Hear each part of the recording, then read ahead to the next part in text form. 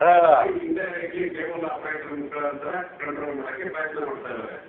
ಈ ಒಂದು ಏನಂದ್ರೆ ಒಂದು ನಿಮಿಷ ನಾನು ಇದು ಮಾಡ್ತಾ ಇದ್ದೀನಿ. ಕಂಟ್ರೋಲ್ ಆಗಲ್ಲ ಅಂದ್ರೆ 70 ಅಥವಾ 80 ಪ್ರಿಂಟ್ ಮೀಡಿಯಾ ಮಾತ್ರ ಇತ್ತು. ಅವರು ಸರ್ಕಾರದ ಅಡ್ವರ್ಟೈಸ್ಮೆಂಟ್ಗಳ ಮೇಲೆ ಅವಲಂಬಿಸಿರ್ತಿದ್ರು.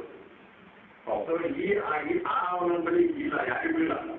ಪ್ರಿಂಟ್ ಮೀಡಿಯಾಗೂ ಇಲ್ಲ ಮತ್ತು ದೃಶ್ಯ ಮಾಧ್ಯಮಗಳಿಗೂ ಇಲ್ಲ.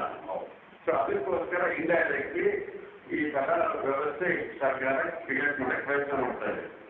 ಈಗ ನಾವು ಮಾಡಬೇಕಾದ ಏನು ಅಂದ್ರೆ ಎಲ್ಲಾ ಮಾಧ್ಯಮಗಳು, ಪ್ರಿಂಟ್ ಇರಲಿ, ವಿಜುವಲ್ ಮೀಡಿಯಾ ಇರಲಿ ಅಥವಾ ವೆಬ್ ಮೀಡಿಯಾ ಇರಲಿ, ಎಲ್ಲಾ ಮೀಡಿಯಾಗಳು ಕೂಡ ಈ ಸರ್ಕಾರದ ಇದನ್ನು ಕಂಟೆಂಟ್ ಮಾಡಲೇಬೇಕು. ಈ ಯೂನಿಟಿ ಪ್ರದರ್ಶಿಸಿದ್ರೆ ಮಾತ್ರ ನಮಗೆ ಮುಂದೆ ಇಂಥ ತೊಂದರೆಗಳು ಬರಲ್ಲ. ಯಾಕಂದ್ರೆ ಈ ತೊಂದರೆಗಳು ಹೊಸದೇ ನಾನು ಯಾವಾಗಲೂ ಬರ್ತಾ ಇರ್ತವೆ. ಇಂಡಿವಿಜುವಲ್ ಆಗಿ ನಾವು ಪತ್ರಕರ್ತರು ಎಷ್ಟೋ ಫೇಸ್ ಮಾಡ್ತೀವಿ. ಫೇಸ್ ಮಾಡಿ ಗಮನಕ್ಕೂ ಬರುವಾಗ ನಾವು ಹೋಗ್ತೀವಿ. ಇಂಥ ಹೆಚ್ಚಾಗಿದೆ. ನೋಡಿ, ಮೈಸೂರು ಒಂದು ಸ್ಕ್ಯಾಂಡಲ್ ಆಯ್ತು, ಬಿಸ್ನೆಸ್ ಸ್ಕ್ಯಾಂಡಲ್, ವೈಟ್ ಸ್ಕ್ಯಾಂಡಲ್. ಅವಾಗ ಹೈಕೋರ್ಟ್ ಕೂಡ ಇದಕ್ಕೆ ಸರಿಯಾಗಿ ಪತ್ರಕರ್ತರು ಸ್ವತಂತ್ರ ಕಂಟ್ರೋಲ್ ಪ್ರಯತ್ನ ಮಾಡಿದ್ರು. ಸುಪ್ರೀಂ ಕೋರ್ಟ್ ಇಂಟರ್ವ್ಯೂ ಆಗಿ ಇದು ಕೇಬಲ್ ಅಲ್ಲ, ಡಿಶ್ ಯಾರ್ದಾರು ಇದ್ರು ನೋಡಿ ಅಕ್ಕಪಕ್ಕದ ಮನೆ. ಈಗ ಹೌದೌದು, ಡಿಶಲ್ಲಿ ಬರ್ತಾ ಇದೆ. ಬೇರೆ ಕೇಬಲ್ ಇರ್ತಿದಾರಲ್ಲ, ನಾನು ರೆಕಾರ್ಡ್ ಮಾಡ್ತಾ ಇದ್ದೇನೆ. ಬೇರೆ ಯಾವುದೇ ದಾರಿ ಇಲ್ಲ. ಹೌದೌದು, ಯಾವ ಸರ್ಕಾರವೇ ಇರಲಿ, ಬಿಜೆಪಿ ಸರ್ಕಾರವೇ ಇರಲಿ, ಈಗ ಬಿಜೆಪಿಯವರು ನಾವು ಮಾಡಿದ್ದಾರೆ ಕೃಷಿ ಕಾಂಗ್ರೆಸ್ ಮುಖ್ಯ ಅಲ್ಲ, ಕಾಂಗ್ರೆಸ್ ಮುಖ್ಯ ನಾವೆಲ್ಲ ಮಾಡ್ತೀನಿ, ನಾನು ರೆಕಾರ್ಡ್ ಮಾಡ್ತಾ ಇದ್ದೀನಿ.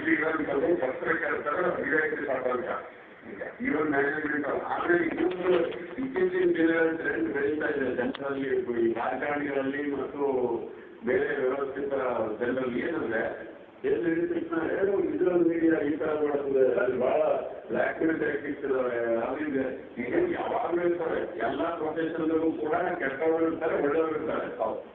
ಸೊ ಒಳ್ಳೆತನ ಇದ್ದಾಗ ಒಳ್ಳೆತನ ಒಪ್ಪಬೇಕಿಲ್ಲ, ಕೆಟ್ಟರಿಲ್ಲ ಅಂತೇಳಿ ಈ ಸಂಸ್ಥೆ ಹಾಳು ಮಾಡೋ ಅವಶ್ಯಕತೆ ಇಲ್ಲ. ಯಾವ ಸರ್ಕಾರಕ್ಕೂ ಇಲ್ಲ. ಈಗ ಕೆಟ್ಟರು ಯಾವ ಇಲ್ಲ. ರಾಜಕಾರಣದಾಗ ಸ್ವಲ್ಪ ಜಾಸ್ತಿ ಇರ್ಬೋದು, ಪತ್ರಿಕೆಗಳು ಕಡಿಮೆ ಇರ್ತಾರೆ. ನಾವು ಎಲ್ಲ ಕೈ ನೋಡ್ತೀವಿ. ಟಿವಿ 9 ಅದರಲ್ಲಿ ಟಿವಿ 9 ಇದ್ದರಲ್ಲಿ ಈ ವಿಷಯದಲ್ಲಿ ಸ್ವಲ್ಪ ಮುಂದಿದೆ.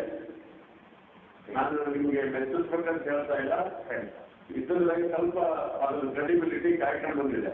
ಈಗ ಇಂಥ ವ್ಯವಸ್ಥೆಯ ಮೇಲೆ ಇವರು ಕಂಟ್ರೋಲ್ ಮಾಡಕ್ಕೆ ಪ್ರಯತ್ನ ಮಾಡ್ತಾರೆ. ಇನ್ನೊಂದು ಬಿಜೆಪಿ ಈ ರಾಜ್ಯದಲ್ಲಿ ಇತ್ತೀಚೆಗೆ ಕಾಂಗ್ರೆಸ್ ಬಂದ ಏನಾಗಿದೆ ಅಂದ್ರೆ ಡಿಸ್ಕ್ರಿಮಿನೇಟರಿ ಅಪ್ಲಿಕೇಶನ್ ಆಫ್ ಲಾ ಇದೆ. ಏನಂದ್ರೆ ಒಂದು ಇಂಥ ವ್ಯಕ್ತಿ ಏನ್ ಮಾಡಿದಾಗ ಈ ತರ ಕಾನೂನು ಅಪ್ಲೈ ಮಾಡಿ, ಬಿ ಮಾಡಿದಾಗ ಈ ತರ ಕಾನೂನು ಅಪ್ಲೈ ಮಾಡಿ ಅಂತೇಳಿ ರಾಜಕಾರಣಿಗಳ ಇಂಟರ್ವೆನ್ಷನ್ ಏನಿದೆಯಲ್ಲ, ಇದರಿಂದ ಈ ತರ ಇದು ಇನ್ಸಿಡೆಂಟ್ ಜಾಸ್ತಿ ಆಗ್ತದೆ.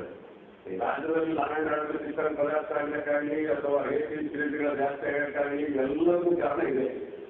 ಮುಖ್ಯ ಗೃಹ ಮಂತ್ರಿಗಳ ಸಂಬಂಧಿಕರು ಯಾರೋ ಮೊಲೆಸ್ಟೇಷನ್ ಮಾಡಿರುವಾಗ ಅವ್ರಿಗೆ ಬಿಟ್ಟಾಕೋದು. ಆಮೇಲೆ ಡಿ ಕೆ ಶಿವಕುಮಾರ್ ಅಥವಾ ಇನ್ನೊಬ್ಬ ಮಂತ್ರಿ ಪತ್ರಕರ್ತರು ಹೊಡೆದ್ರೆ ಅದು ಸುಮ್ಮನೆ ಆಗೋದು, ಅವರಿಗೆ ಎಫ್ಐಆರ್ ಹಾಕಲ್ಲ.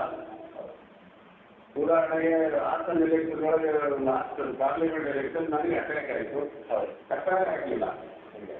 ಇವೊಂದು I got to get something, there was no response. So ಈ ತರ ಈ ಐಸೋಲೇಷನ್ ಆಗಿ ಟೈಪ್ ಮಾಡ್ಕೊಳ್ಳೋದು ನಾವು ಅಂತ ಹೇಳೋದು ಎಲ್ಲರೂ ಸೇರಿ ನಾವು ಟೈಮ್ ಫಾರಷ್ಟು ಫೈಟ್ ಡಿವೈಡೆಡ್ಲಿ ನಾವು ಮ್ಯಾನೇಜ್ಮೆಂಟ್ಗಳು ಫೈಟ್ ಮಾಡ್ತವೆ ಅಥವಾ ಇವರು ಫೈಟ್ ಮಾಡ್ತಾರೆ ಅಂತ ಅವ್ರಿಗೋಸ್ಕರ ಕಾರ್ಯ ಅವಶ್ಯಕತೆ ಇಲ್ಲ. ನಾವೆಲ್ಲ ಪತ್ರಕರ್ತರು ಸೇರಿ ಪತ್ರಕರ್ತರ ಸಮೂಹ ಇದ್ರ ವಿರುದ್ಧ ಎದುರಾಗಬೇಕಾಗಿದೆ. ಈ ಎದುರಿಗೆ ಮಾತ್ರ ನಾವು ಈ ಮುಂದಿನ ಸ್ವಾತಂತ್ರ್ಯ ಉಳಿಸ್ಕೊಳ್ಳೋಕ್ಕಾಗತ್ತೆ, ಎಲ್ಲರೂ ಆಗಲ್ಲ. ಖಂಡಿತ ಮರೊಂದ್ಸಲವರು ಗಮನಿಸಿದ್ರೆ ಮತ್ತೆ ಮಾತಾಡ್ತೀನಿ. ಆಗ್ತಿವೆ ಸಾಂಗ್ಲಿ ಹೇಳ್ತೀವಿ, ಸರ್ಕಾರ ಈ ರೀತಿಯಾಗಿ ಕೇಬಲ್ ಆಪರೇಟರ್ಗಳ ಮೂಲಕವಾಗಿ ಪ್ರಸಾರವನ್ನು ಕೈಗೊಳ್ಳುತ್ತೇವೆ. ಬಹುಶಃ ಸತ್ಯ ವಿಚಾರಗಳು ಜನರಿಗೆ ತಲುಪುವುದನ್ನು ನಾವು ನಿಲ್ಲಿಸ್ತೀವಿ ಈ ಮೂಲಕ ಅಂತ ಹೇಳುವುದನ್ನು ಅವರು ಬಳಕೆ ಮಾಡಿಕೊಳ್ಳುವಂತಹ ಅರ್ಥ. ಈ ರೀತಿಯಾದಂತಹ ಪ್ಯಾಸಿವ್ ಆಗಿ